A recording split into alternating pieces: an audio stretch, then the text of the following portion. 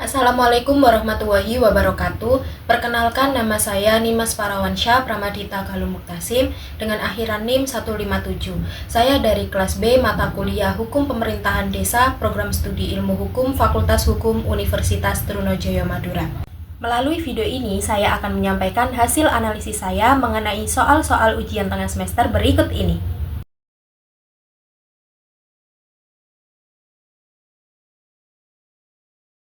Yang pertama, hasil analisis saya terhadap tujuan pengaturan desa melalui perundang-undangan, khususnya Undang-Undang Nomor 3 Tahun 2024 tentang perubahan kedua atas Undang-Undang Nomor 6 Tahun 2014 tentang desa.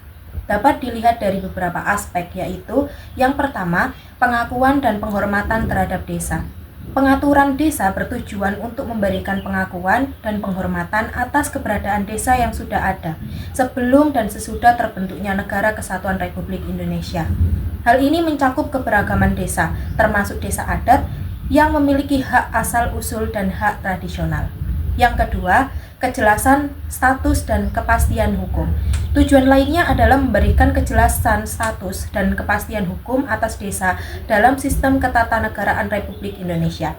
Ini bertujuan untuk mewujudkan keadilan bagi seluruh rakyat Indonesia dan memperkuat posisi desa dalam sistem pemerintahan. Yang ketiga, pelestarian dan pengembangan adat, tradisi, dan budaya. Pengaturan desa juga bertujuan untuk melestarikan dan memajukan adat, tradisi, dan budaya masyarakat desa. Hal ini penting untuk mempertahankan identitas budaya dan kekayaan lokal. Yang keempat, pemberdayaan masyarakat dan pengembangan potensi desa. Pengaturan desa mendorong prakarsa, gerakan, dan partisipasi masyarakat desa untuk pengembangan potensi dan aset desa guna kesejahteraan bersama. Ini mencakup pemberdayaan masyarakat dan pengelolaan sumber daya alam secara efektif. Yang kelima, pembentukan pemerintahan desa yang profesional.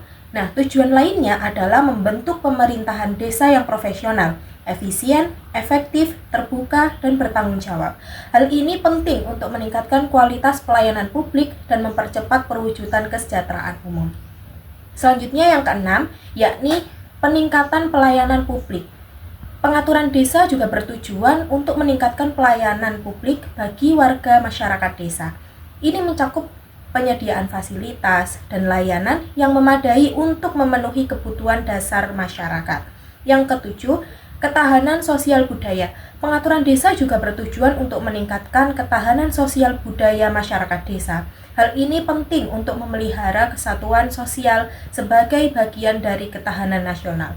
Selanjutnya yang ke-8, pemajuan perekonomian desa. Tujuan lainnya adalah memajukan perekonomian masyarakat desa serta mengatasi kesenjangan pembangunan nasional. Ini mencakup pengembangan potensi ekonomi lokal dan peningkatan kesejahteraan masyarakat. Dan yang terakhir yang ke-9, penguatan masyarakat desa sebagai subjek pembangunan. Nah, pengaturan desa juga bertujuan untuk memperkuat masyarakat desa sebagai subjek pembangunan. Hal ini penting untuk meningkatkan partisipasi dan prakarsa masyarakat dalam proses pembangunan. Nah, dalam konteks pasal 18B ayat 2 Undang-Undang Dasar Negara Republik Indonesia tahun 1945, pengaturan desa melalui Undang-Undang Nomor 3 Tahun 2024 tentang perubahan kedua atas Undang-Undang Nomor 6 Tahun 2014 tentang desa merupakan implementasi dari amanat konstitusi untuk mengakui dan menghormati kesatuan-kesatuan masyarakat hukum adat beserta hak-hak tradisionalnya.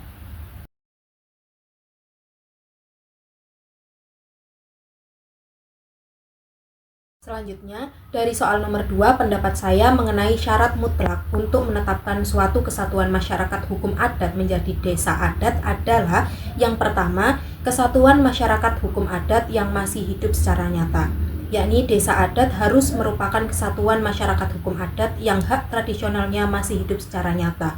Hak-hak tersebut meliputi hak teritorial, genealogis, dan fungsional yang masih diakui dan dilakukan oleh masyarakat hukum adat yang mendiami wilayah tersebut.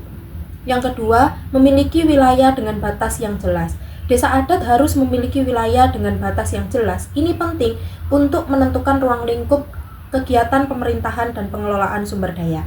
Yang ketiga, adanya pemerintahan adat.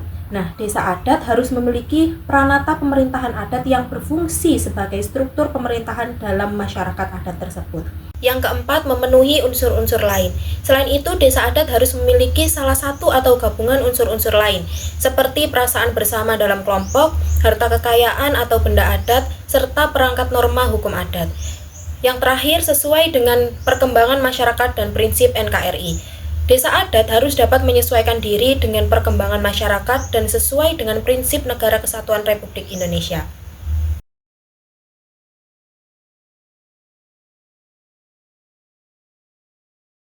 Selanjutnya, nomor 3, kedudukan desa sebagai subjek pembangunan merupakan konsep yang ditegaskan dalam Undang-Undang Nomor 3 Tahun 2024 tentang perubahan kedua atas Undang-Undang Nomor 6 Tahun 2014 tentang desa.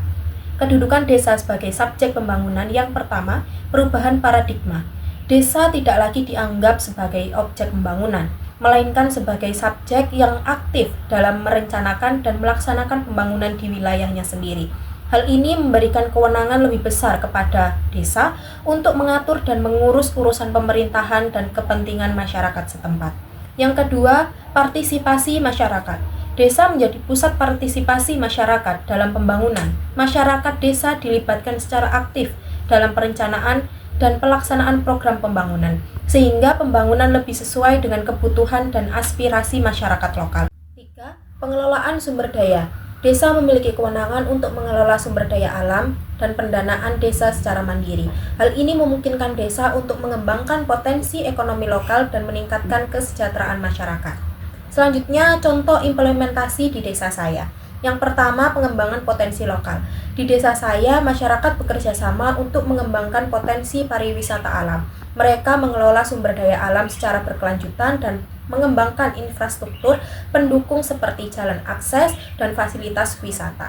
2. Pemberdayaan masyarakat. Desa saya juga melibatkan masyarakat dalam perencanaan dan pelaksanaan program pembangunan, seperti pembangunan infrastruktur dasar seperti jalan dan irigasi. Hal ini meningkatkan partisipasi dan rasa memiliki masyarakat terhadap pembangunan.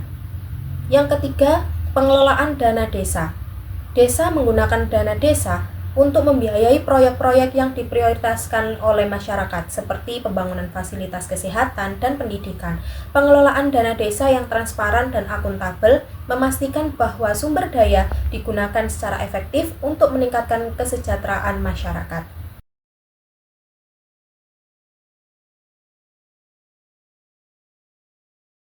Selanjutnya pada persoalan nomor 4, yakni pembinaan kemasyarakatan desa merupakan salah satu kewenangan desa yang bertujuan untuk meningkatkan kualitas kehidupan masyarakat dan mengelola lembaga-lembaga kemasyarakatan agar lebih efektif.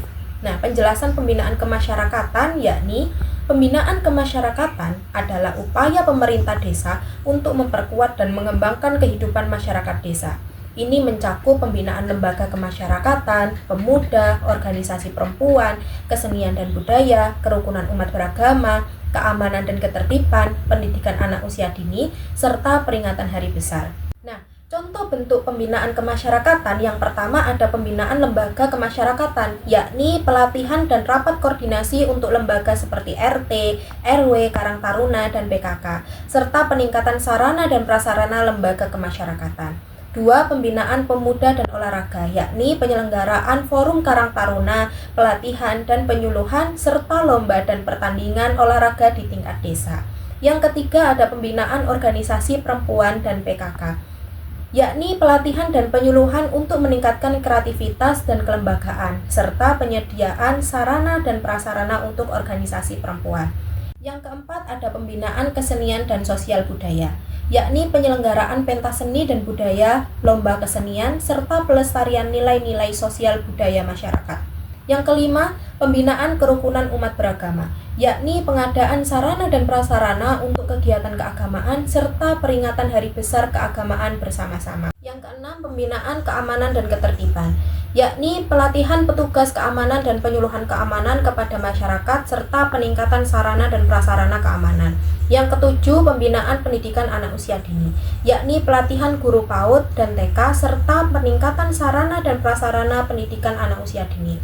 Yang kedelapan, peringatan dan perayaan hari besar, yakni mengadakan peringatan hari besar nasional dan keagamaan serta mengenalkan budaya dan nilai-nilai kepada generasi muda.